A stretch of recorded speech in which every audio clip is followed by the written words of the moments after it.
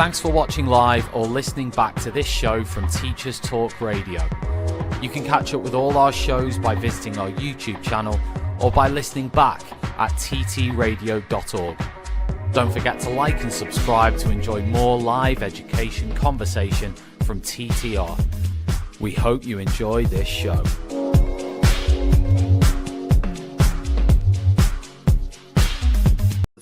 Outstanding and world-class vision and world-class this. I'm a real leadership geek, honestly. I've spent my whole career reading books and chatting to people. I just find the whole thing and the announcement, the way it's been announced, bizarre. If you could move away from a model where teachers are so intensely focused.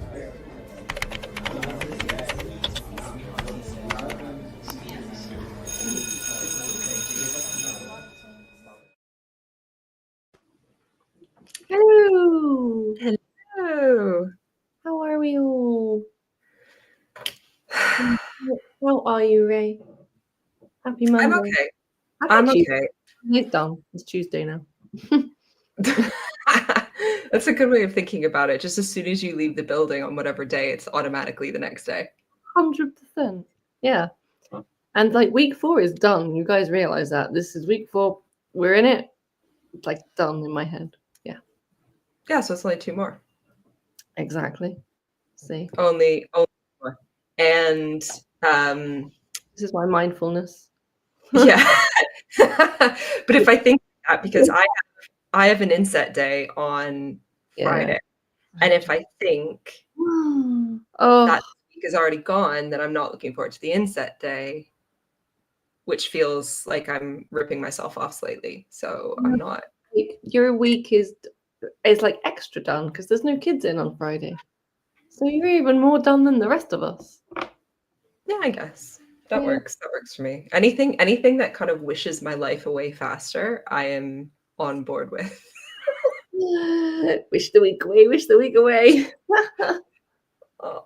So I had a nice treat. So sad. What did you do? Yeah, I didn't do anything, and I didn't do anything. Oh.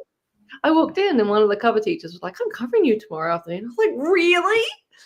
What a treat! What a Monday treat!" It's like, why? What am I? It's like, first of all, I was like, why? What did I do? Who am I meeting with? Mm-hmm. It's like that's where the mindset. It was just, what did I do? So why are they covering you? What's the occasion? What is the occasion? I mean, because Christmas is gone.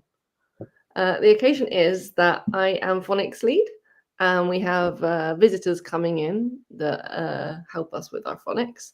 So I get a day off to meet with them, but I have to prepare for this meeting. And because it's like flu season and everybody's yucky and everyone like people have been off. So I've been covering loads of phonics teachers and I haven't had time to kind of actually sit down and prepare for this day-long meeting. So yeah, I was like, wow. Never get stuff like this. Amazing. So even more so. Even like Tuesday for me, done, in the bag, gone, guys. It's basically Wednesday for you anyway. Right. It's basically February. I mean, it basically is. That's not. Sorry, can we back up a second though? Because I teach secondary, so you've already lost me. You have people coming in. You said to help us with our phonics. Can you? And I'm thinking like, do you need the word sounded out for you? What does that mean? Me personally, yes, I'm working towards in phonics.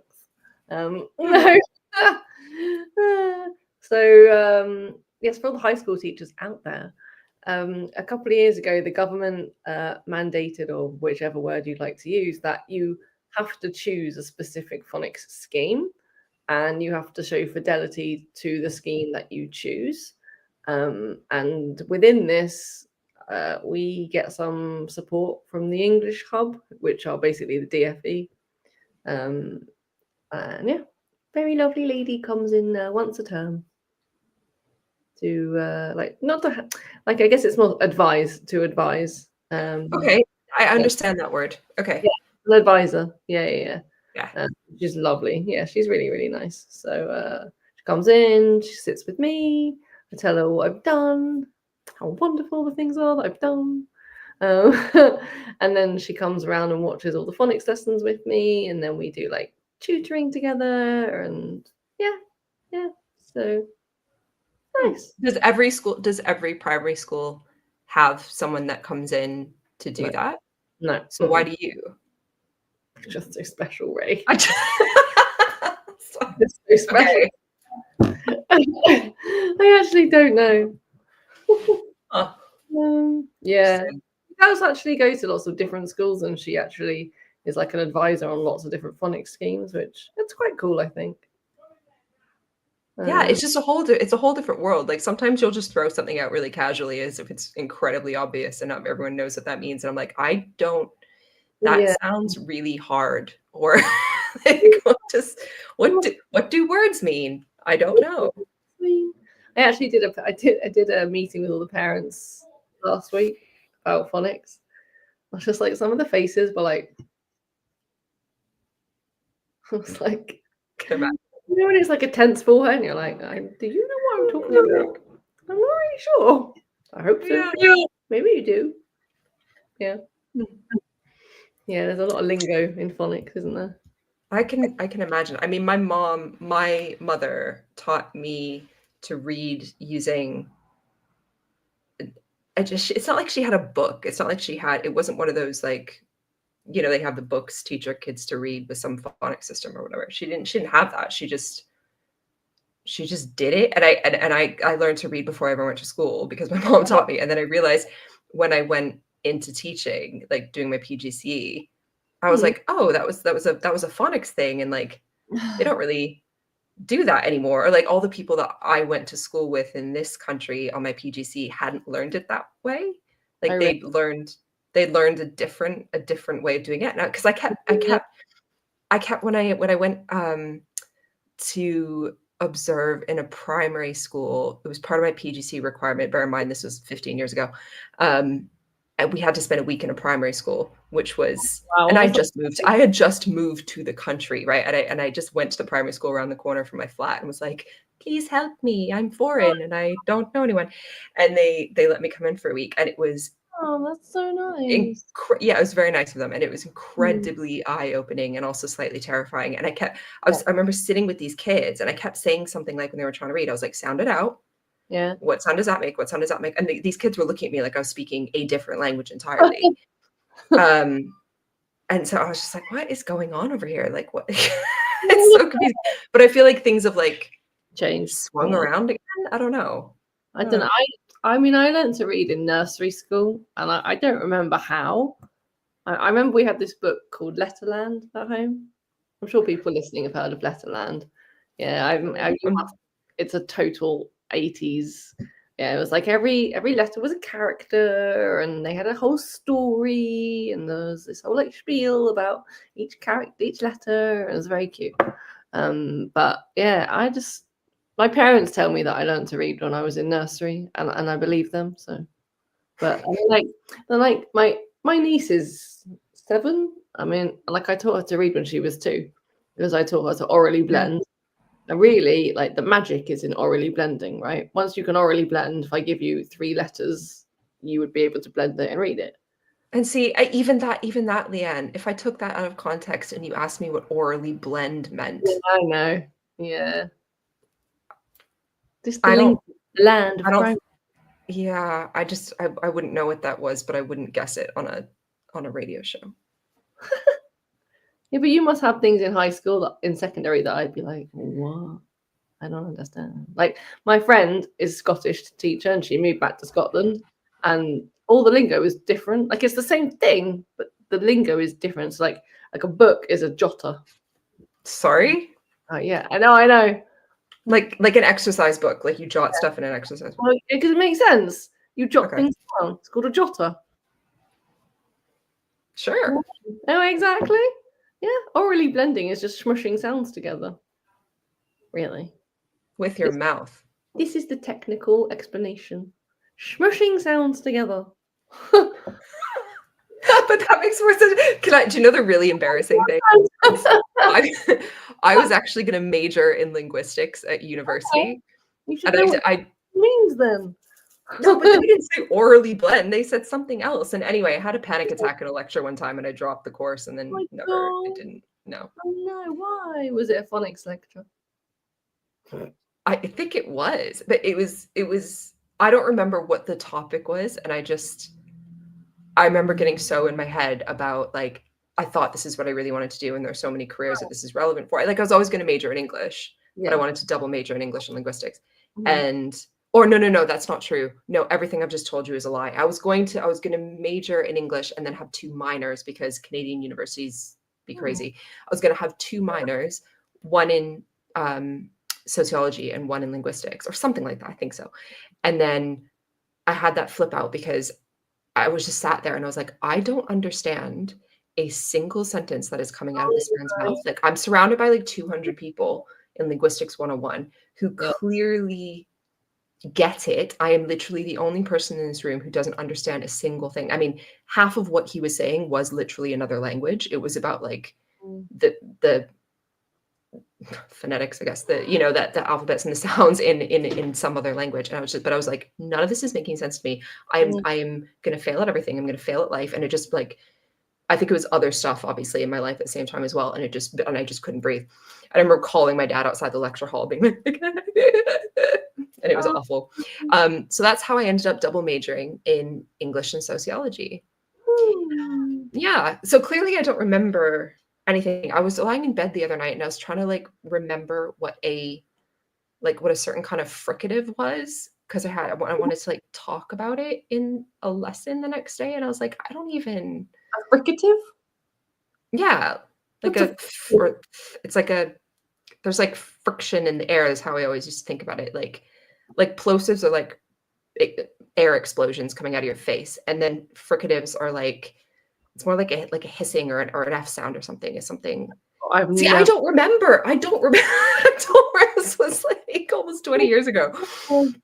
Fricative. But this is the word. Yeah. I've never heard that word before. But it'd be really helpful if you're talking about poetry, especially because things that are meant to be heard, things that are meant to be read aloud, all the individual letter sounds become incredibly important. So if you're studying, for example, Wilfred Owen, who is the king of this, then it can be helpful to be able to identify those things and name them. But you don't need to know that. Like intonation.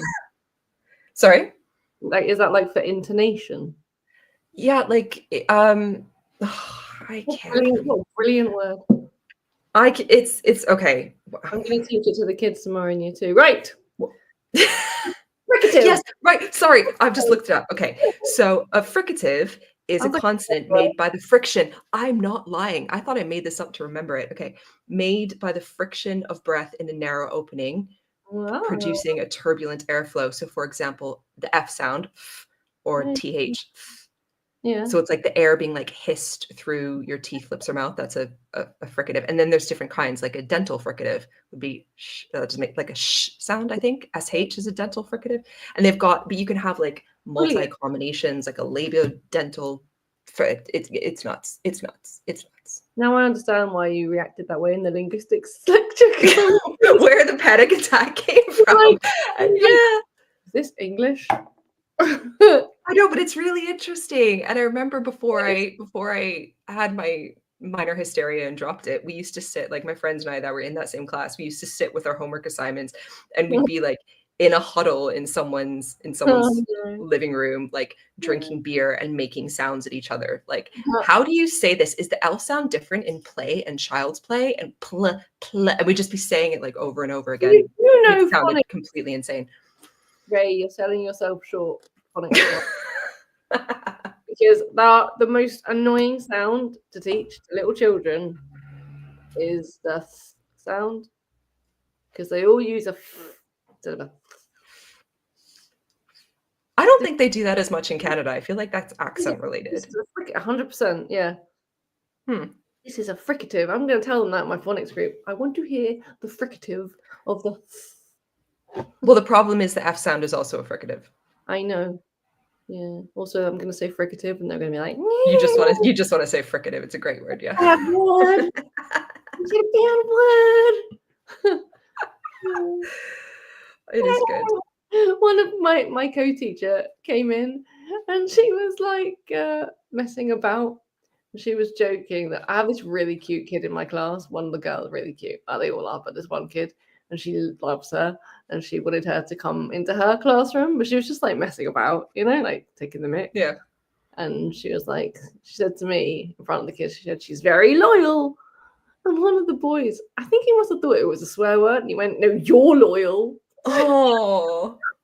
Like, okay, thanks for Okay, yeah, because I immediately thought of a song from, again, like 15 years ago that I thought a kid was gonna. Kids don't know that music. Okay.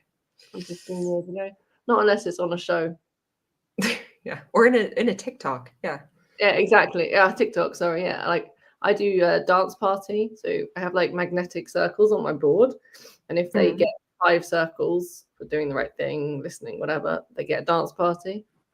And I like always have these like great ideas for songs that I want to listen to. Yeah. And then when I'm like on the spot on YouTube, I'm blank. I'm totally blank. So the other day I put on NSYNC, Bye Bye Bye. They knew it. How did they know it? Their parents? I'll tell you how, because it's in Deadpool, apparently. I was like, yeah. when do you know Deadpool? There's no way it's a PG. Oh, no. No way. So, yeah. Fair. Ooh, So there are going to be some sounds this evening. the cat agrees. Yeah.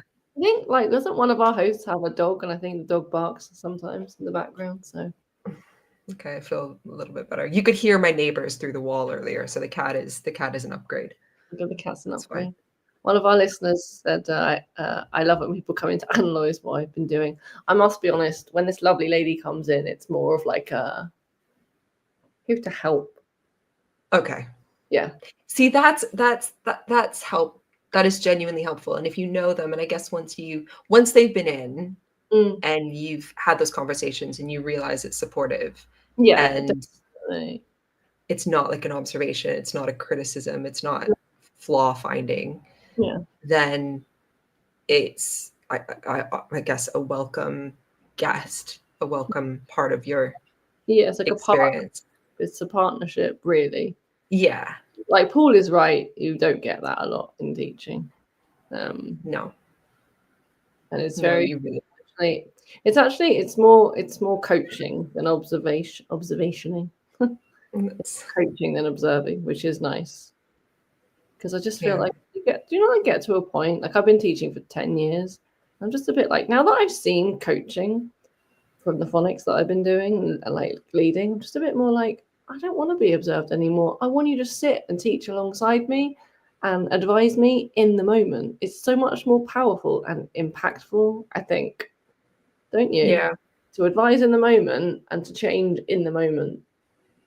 I often feel that, like when I've had observations which have always stressed me out, even before I had some genuinely awful experiences with them. Who hasn't? It's exactly. I've often thought, like, if something was going wrong or a kid was kicking off or something was just, and there's another adult in the room, rather than just like sticking to the lesson plan, rather than that, why don't they actually respond in the moment and I agree. rather than sitting back and waiting to see how I handle it just so you can give me a number grade or some sort of judgment, how about you actually contribute to this and show me how you could handle it, since you're clearly the expert in the room. And it's frustrated me on a few occasions. It's like, we're both professionals here. You can see that I'm having a moment, or this is difficult, or this kid needs X, Y, and Z, and you're just standing there with a clipboard. Yeah, no, don't do that. Okay. Yeah. We had like a LinkedIn user who apparently agrees with you. And you. I feel like you'd be hard pressed to find teachers that disagree on that. Yeah, to be fair, yeah. And then another one saying, well, I don't know about that actually, because there have also been times, in complete fairness, where if someone had jumped in or intervened before I'd like signaled to them, even with my eyes, that I wanted them to, I'd be really upset. I felt like they were overstepping, they were stepping on my toes, they were getting involved. Like, just, I generally feel like my general approach to most things in life is leave me the hell alone until I ask for help. Yeah. So like just leave me alone. Let me Yeah. do it. Let me do it. And if Mm. I need help, I will ask for Yeah. your help, and like then you better help me. But yeah, so I get that. So this LinkedIn user was like, so important for mutual reflection. Years ago when I supported teaching, I would model first. That's what I mean, like model in the moment, you know? Yeah. And then also I always engaged support staff in reflection and insisted on it. Also when observing, I would get stuck in. I actually, ages ago now, I don't know if I read an article or watched something about a school who, like, the leadership wouldn't come in to observe interview lessons, but they'd have the support staff in the room and then they would get them to feedback about the lesson. Interesting. Interesting, right? Yeah. Interesting. You feel a bit betrayed afterwards, I think, but Well, I don't know. I mean, surely there would be somebody like as a head. If I were a head of department, I'd want to be in the room, or I'd want my second in the room. Yeah, I don't know. I guess I it's don't like know. nerve-wracking. Yeah. Yeah, LinkedIn user agrees with you. Yes, undermining, right. So Yeah. yes, it would be annoying somebody undermining you and jumping in. Undermining is the word I was looking for. I've definitely had I don't think it's ever actually happened in an observation lesson where someone's jumped in when I haven't wanted them to.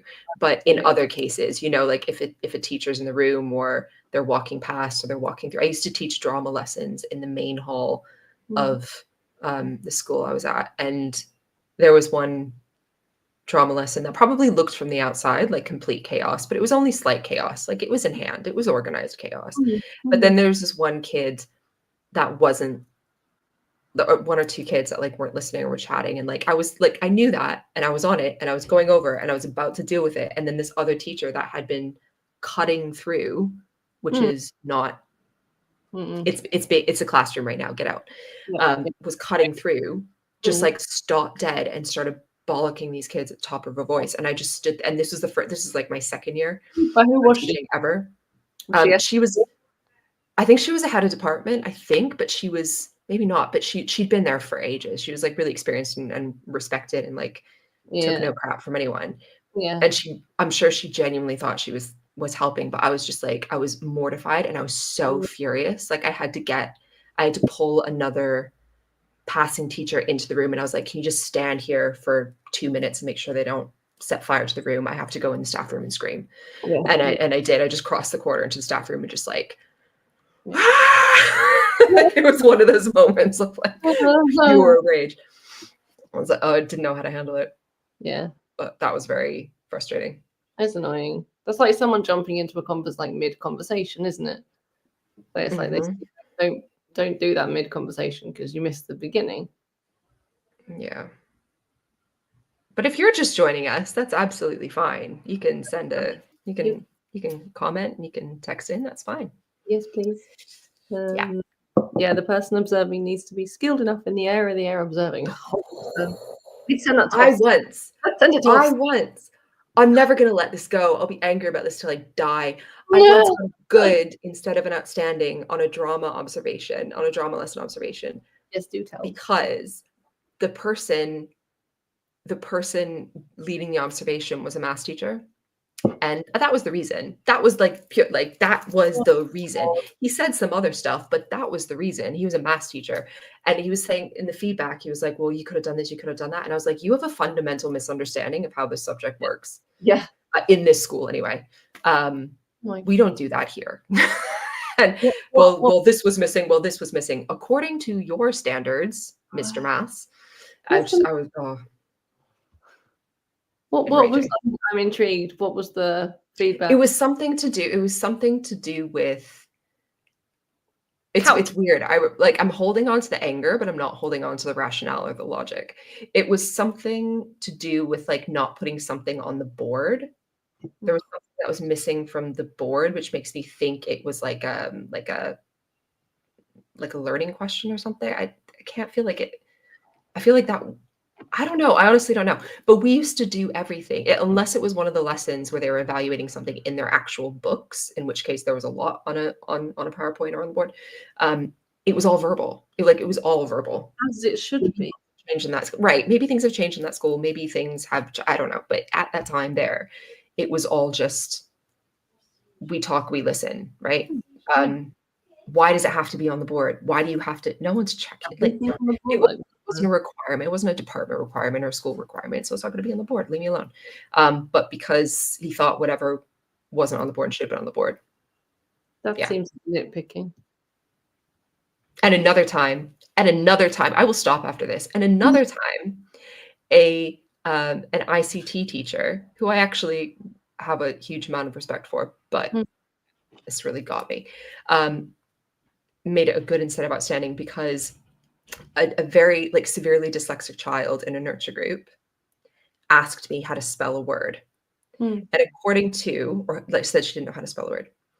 And according to this observer, what I should have done was encourage her to get out a dictionary and to find the word or help her sound it out. And I was like, if this kid gets the alphabet in the right order when she's singing the song, that's a win. Yeah. No. I'm trying to do so many things, get through so much stuff. I'm trying to help 10 different kids. That's way too many to have in the first place. I don't have time. She's not going to get it anyway. This is not the point. This is not the focus of what we're learning here. I'm just going to answer her question so we can move on. What was the word? That was my I don't remember. That was my professional decision in the moment as the subject expert. But because the ICT queen of Google thought that I should. Yeah, no, that was infuriating. To me, that sounds like nitpicking. Oh, of course it was. Of course it was. I don't know the underlying pedagogy of the subject, but I know you can use a dictionary to spell a word. That's it. Yeah. Yeah. I found something to write as a target, you know? Yeah, literally. Yeah. So somewhere along there, I completely stopped caring about observation. But they still fill me with that anxiety that's really, really, really hard to shake. And I get the same kind of feeling every time an adult comes in my room, unless I know exactly why they're there and I'm expecting them. There's that flash of panic. Me too. Yeah. I don't trust people when they walk in unannounced. Like, why are you here? Why are you here? Yeah. Are you watching me? Why are you here? And then they go up and they talk to a kid, and I remember, I'm like, oh wait, I asked you to do that. Okay, it's fine, relax. But I can run up your feedback, because once I was told that I should have sharpened the pencils.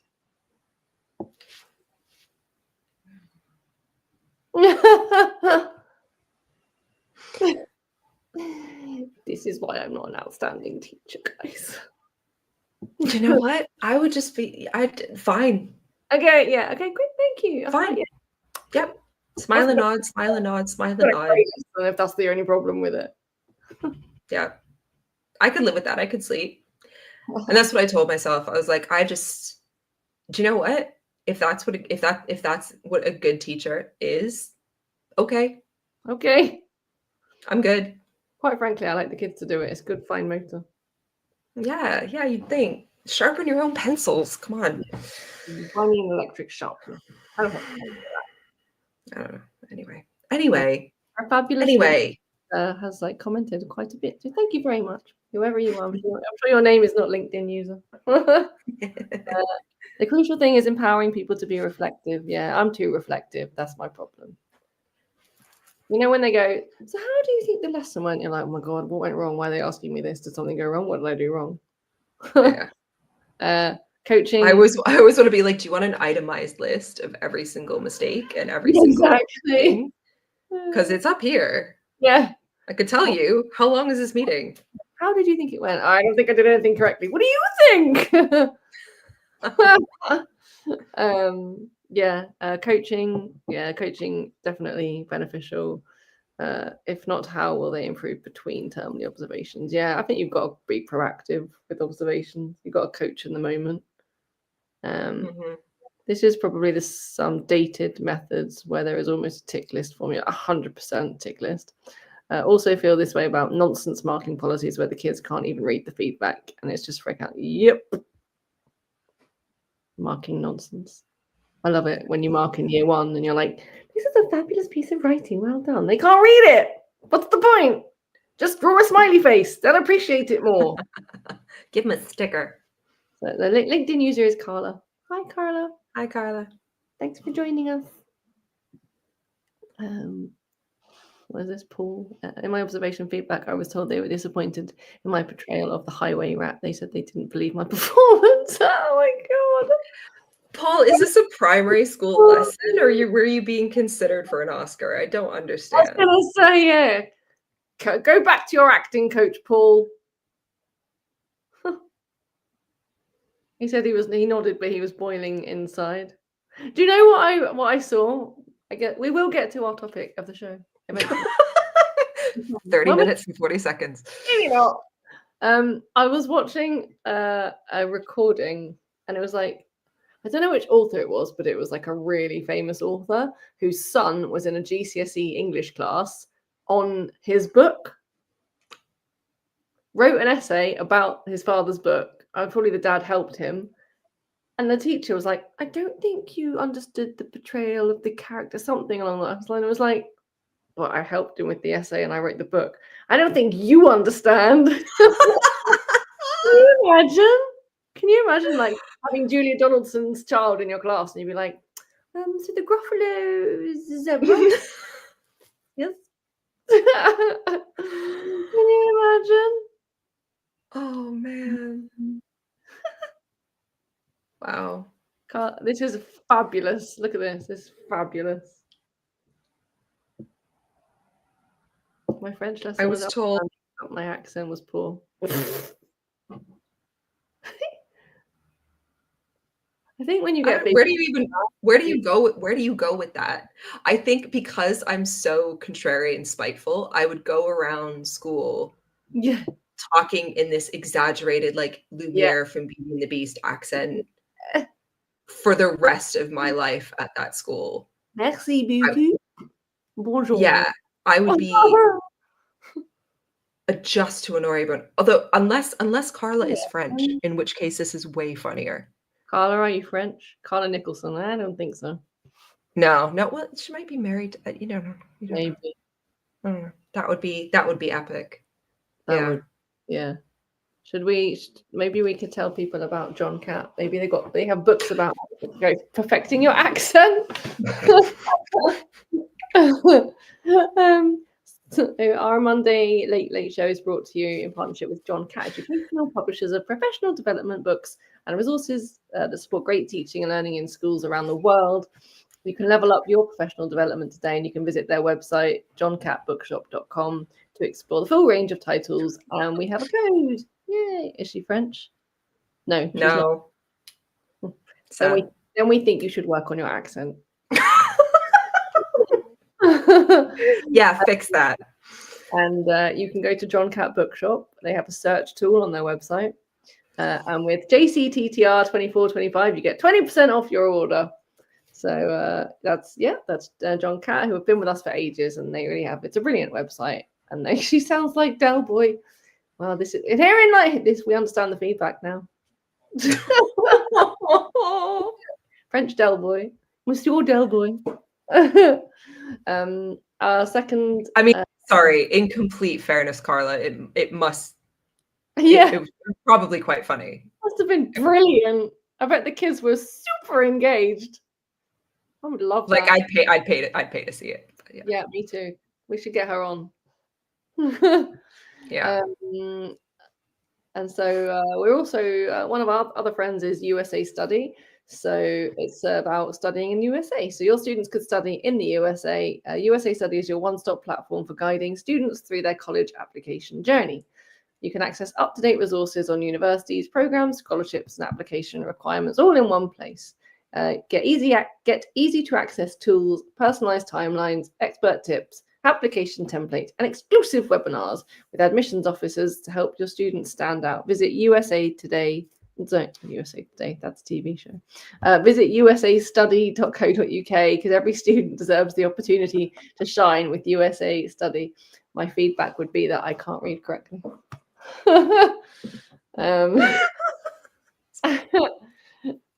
I'm sure USA Today is also a great show. Yeah, you should watch it too. And then Teachers Talk Connect is our Teachers Talk Radio show that is coming up very soon in Manchester on Saturday, the 1st of March, 2025. Teachers Talk Connect. So it's our biggest free event ever. There's some great speakers: Lee Parkinson, who's Mr. P ICT, Kate Jones, Vic Goddard. We're adding like lots of subject-specific people on as well. You can see it on our X page. Subject-specific CPD, fabulous networking, because when do we ever get to just chat to each other? Never. Yeah, and you can visit ttradio.org to find out more and get your tickets today. They're free. Yeah. Woohoo. Yeah. Here we go.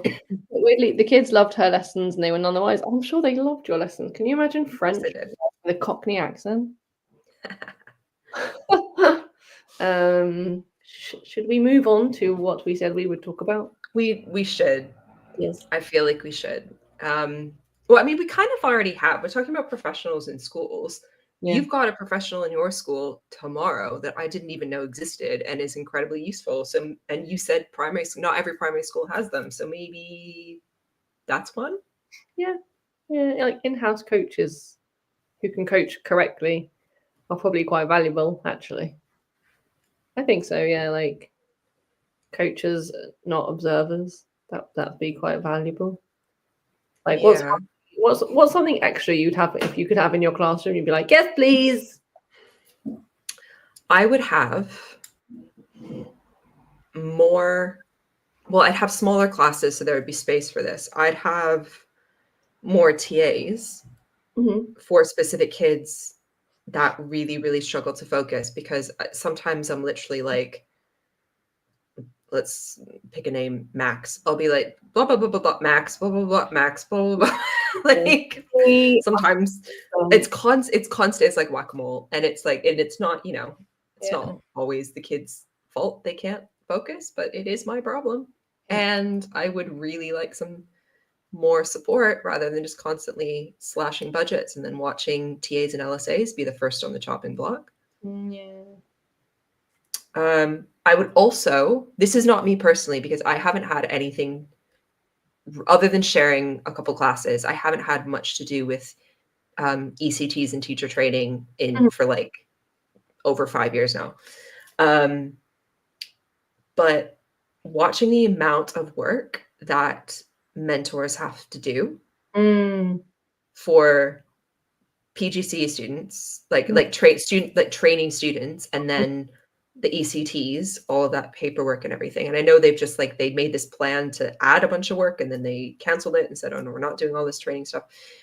It's still so much work it's so much work and so much admin, and the lesson, like the lessons, the meetings you have to have, and the session, the coaching, and supposed coaching sessions, which like there's so much in terms of what's expected from mentors that no one can do it properly. No one's given the time. And then who's suffering? The teachers who need this support. So I feel like if I did feel like this a couple times in the past few months with student teachers through absolutely no fault of their own. But I did think, like, if the universities, if the training providers want schools to do so much with these trainee teachers, like, it would be nice if the institutions actually did more. I don't know. I just feel like the work balance isn't quite right from, because it just seems like everybody struggles with it. Yeah. I want people to come in. Yeah. The thing with that though is that, like, my thing is that we need like trained professionals in schools, and like TAs. I mean, especially now with, like, I think behavior is becoming more challenging, and I have exactly the same as what you just mentioned. And I remember, like, my first time teaching year 6 had like kind of difficult behavior, and let's say like maths is not my forte. And so when I was in year 6, and every like 5 minutes I'd have to be like, sit down, stop talking. I'd be like in the middle of a maths calculation, I'd be like, okay, sit down, stop talking. And I'd be like, I have no idea. Oh no. No idea. So like, in that respect, 100%, you do need that in the classroom, I think, with the way education and children are going.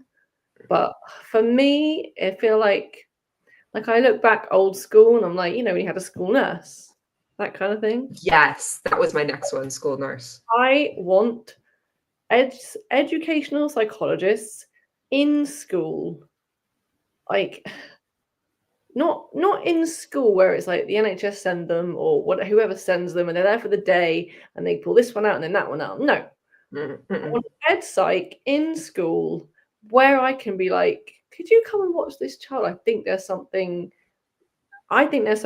but I'm making educated guesses. Please, can you observe? Yeah. Thank you very much. Great.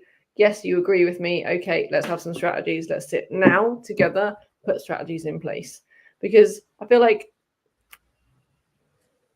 at some point, even as a teacher, and that was like one of my questions, you know, what are the parts of the job that aren't even teaching? And it's like these parts of the job that are actually jobs in and of themselves that we do because it's part of, you know, like the love and the care and probably part of the teacher standards as well, let's be honest. Yeah. But we're not giving them the best of those parts because we're not psychologists, you know? Yeah. We're not I would like every school to have an ed psych for sure. Yeah. Can you imagine like one day a week, you know?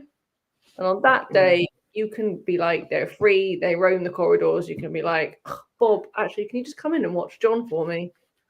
Because I think this, and I've always feel like it's hard to give solutions when you don't know where the problem lies.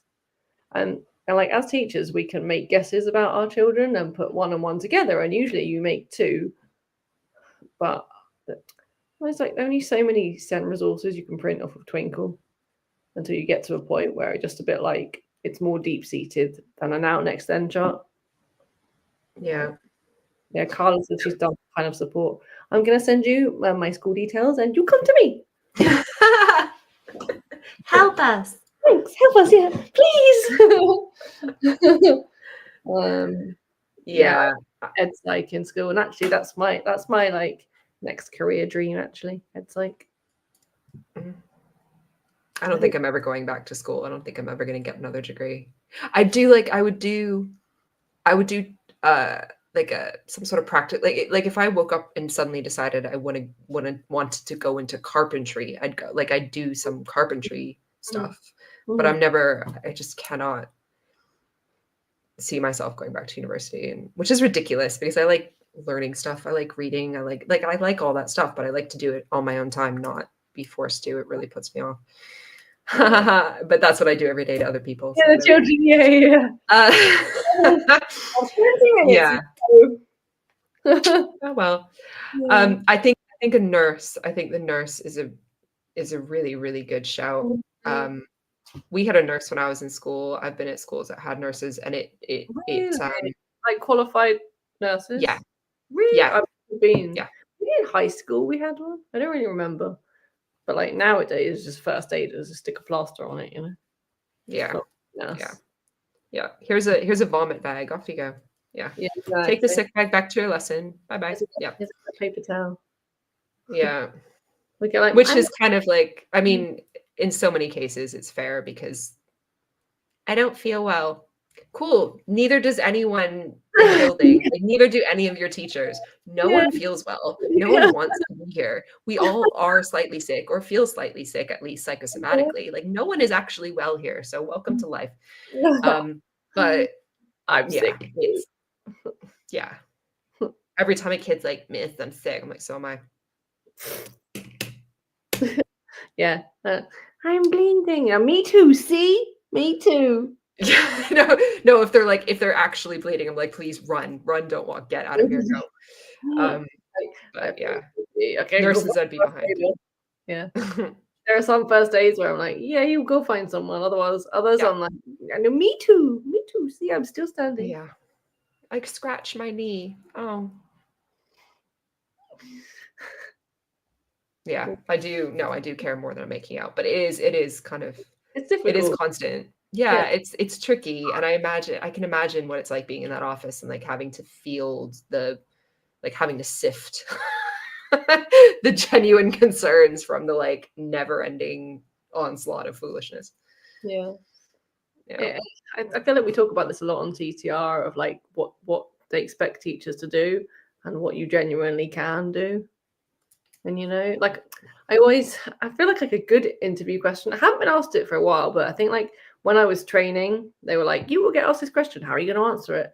And the question is like, what do you do if the kids are coming in from break and this one's had a fight and this one's crying, and the rest of them are filtering in, you've got a lesson to teach. It's like, what do you actually do?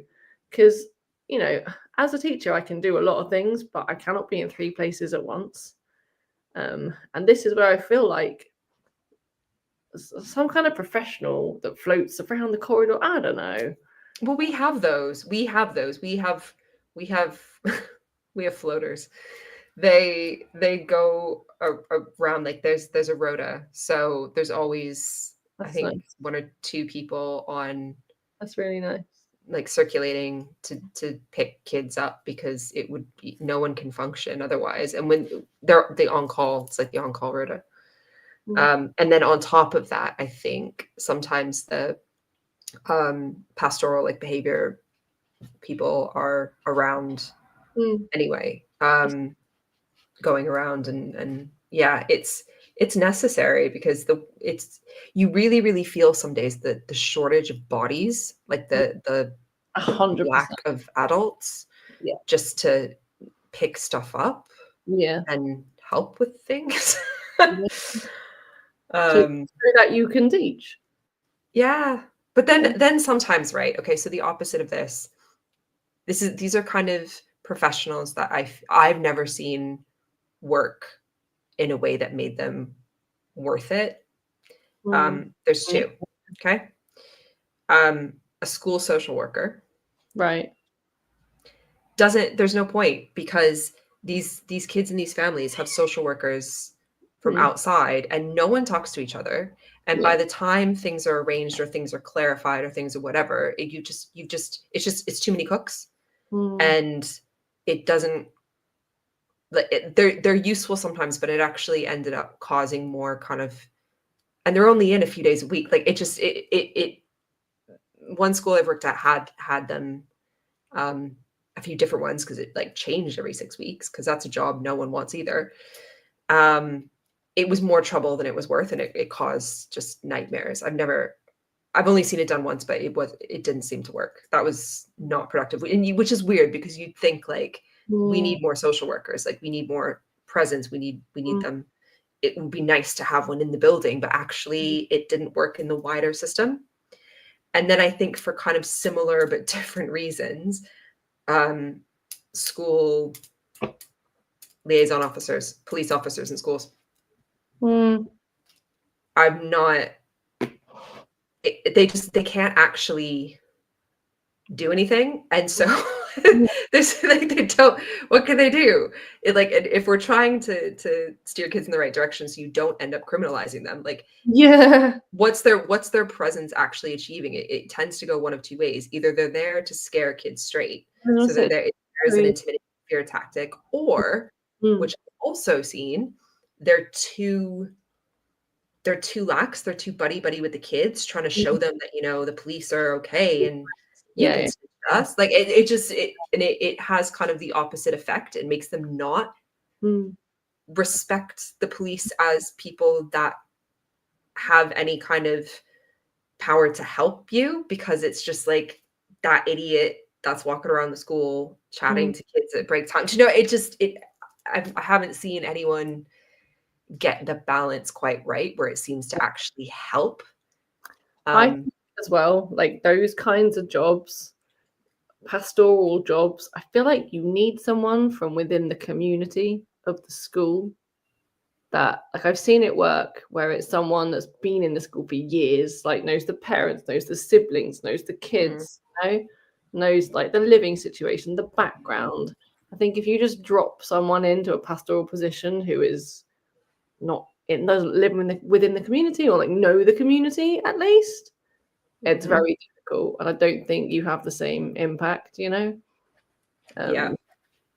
Carla's mentioned that someone to take a restorative approach would be good.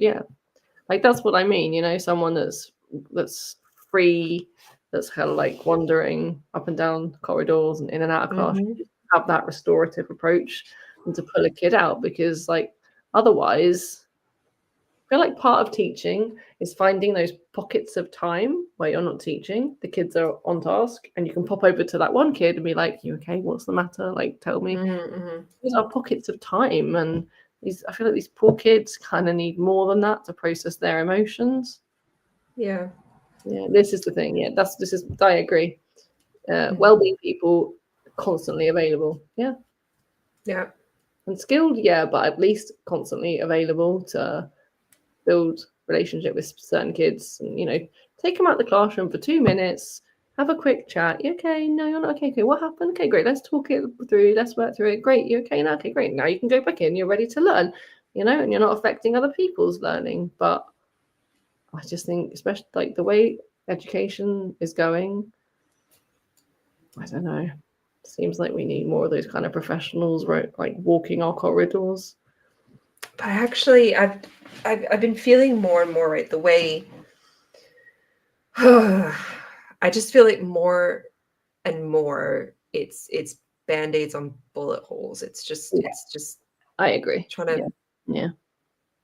like you can't fix No. everything with duct tape. No.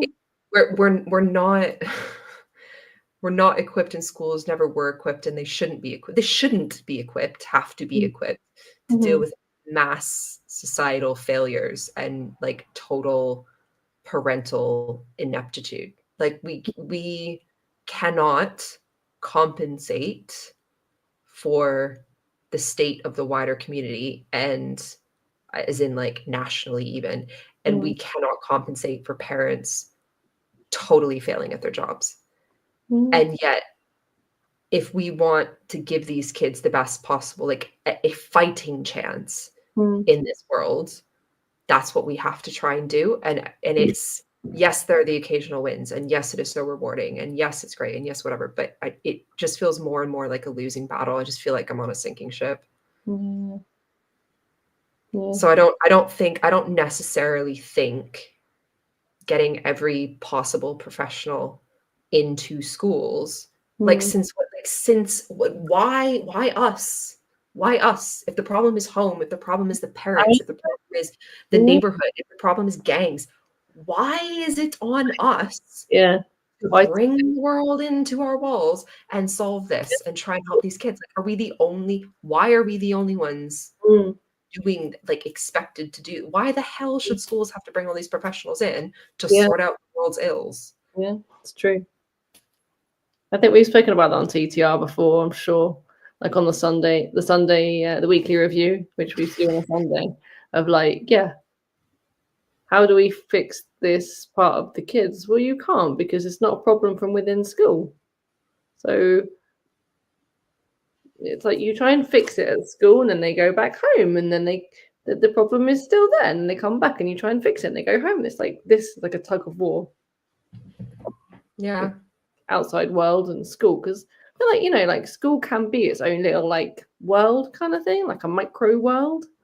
Once they're in, like they're safe, nothing can really happen to them, they're protected, they're watched over. Yeah.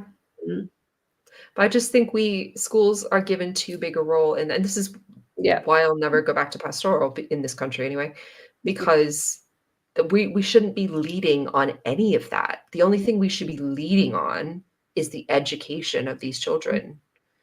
We have too big a role in all of the processes. Like, as soon as we report something, someone else should pick that up and deal with it, and then just like have a conversation with us about how we can support that kid between the hours of 8 and 4.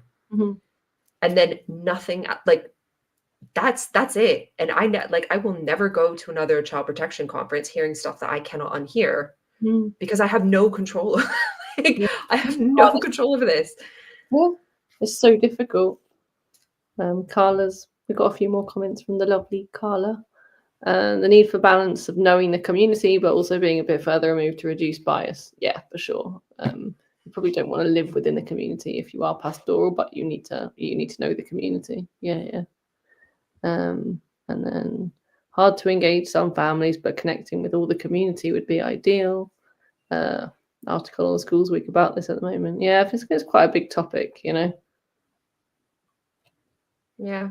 So then maybe there should be like more community support or more social support, or like a place within the community where all these meetings happen that isn't my building, that's supposed to be about academics and like, but, you know, they do this being in a functional adult.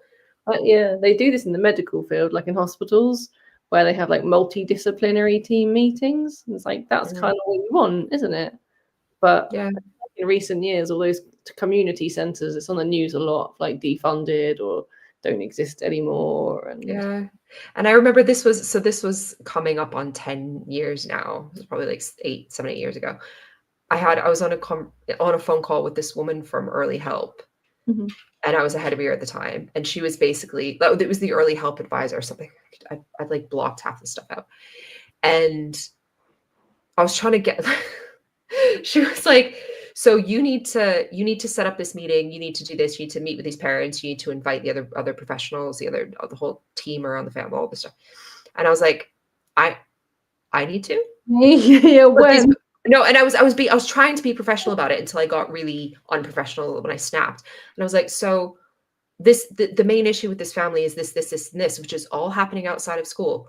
All of this is happening outside of school. We brought this to your attention and inquired about it because we want someone that's not our educational institution to support this family, and just kind of like have a discussion with us about how we can support these kids between the hours of 8 and 4.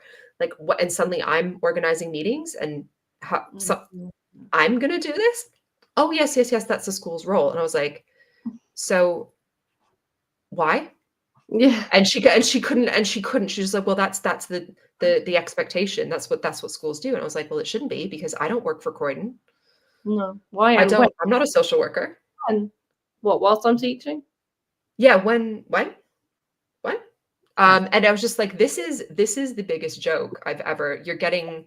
Yeah. Like, why is that on any sort of school staff to organize a meeting to sort out a family's problems that have nothing whatsoever to do with this child in school or this child's education? It was like, it was something very like parental relationship, family stuff, had nothing to do with the kid in school at all. And I was like, suddenly this is my job because I dared to raise a concern or ask for help or like try and get someone else to support. So, like, I'm a teacher. What is this? Like, it's the biggest joke. And I don't think bringing more of that into schools is in any way the solution. Like, just more people are we're just gonna turn schools into like community some sort of almost, which. you know? And you know what? If that's the goal, then huge reforms need to happen. But as far as I'm aware, that's not the goal, and that's not what we're doing here. So why are we encouraging that? Why are we just letting it happen? I feel like as teachers, we're like screaming from the rooftops, you know, of like, we need these professionals in school with us, working alongside us. And it's just not, I don't think it gets heard. I think what I want are the like education specific, the learning specific, the supporting the learning of children, supporting educate, or like the phonics lead, you know, supporting the actual school stuff. Yeah, like in schools. That's what I want. Like directly to the teacher, directly to the kid that needs it. Yeah. Yeah.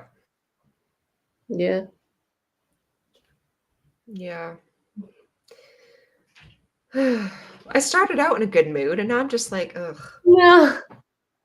We can lighten the mood with John Cat and your cat. Yeah. Meowing in approval. Always, constantly. Yeah. Well, anyway, thank you everyone for listening. Our show is brought to you by John Cat, who have been one of our show friends for a very long time, and they've got some fabulous professional development books and resources on their website. You can level up your teaching. Great CPD. Their website is johncatbookshop.com, and we have a code. JC TTR 2425, you get 20% off your order. We also have USA Study, where your students or your children could study in the USA. USA Study is your one-stop platform for guiding students through their college application journey.